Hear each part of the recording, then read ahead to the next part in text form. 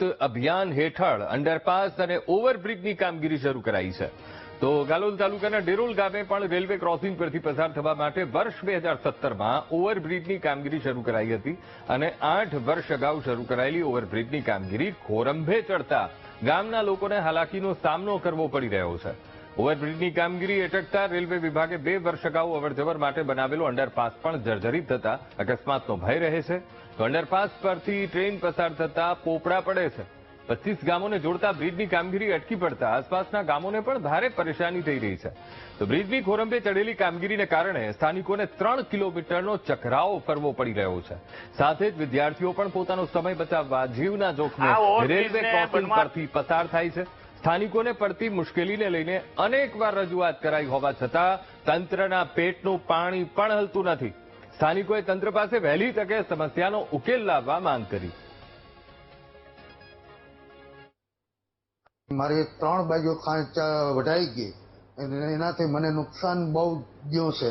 હજુ સુધી કોઈએ મને કંઈ જવાબ દીધો નથી. અગાઉ અમે વર્ષો પહેલા 10 થી 15 વર્ષ પહેલા અરજીઓ પણ બધા ખાતામાં કરેલી, છતાં પણ કોઈએ જવાબ દીધો નથી. આજની તારીખ સુધી એની નકલો જોતી હોય તો પણ મારી પાસે પડ્યું છે.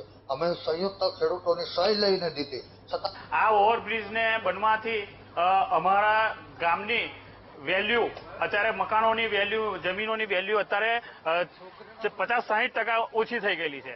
અને જે 40-40 લાખના મકાનો અત્યારે 15-15 લાખ રૂપિયામાં લોકો વેચી અને અહીંથી બહાર ગામ જતા રહેલા છે. અને આના લીધે આજુબાજુના ગામડાની એ પબ્લિક અહીં આવવાની બંધ થઈ જવાથી ધંધા બેરોજગાર પણ બધા ઠપ થઈ ગયેલા છે. એનાથી અમારા ગામને ઘણું નુકસાન થયું છે. આજે અમારું ગામ એક એટલું ખરાબ પરિસ્થિતિમાં છે કે જેથી અહીંયાથી જીવવું પણ મુશ્કેલ છે.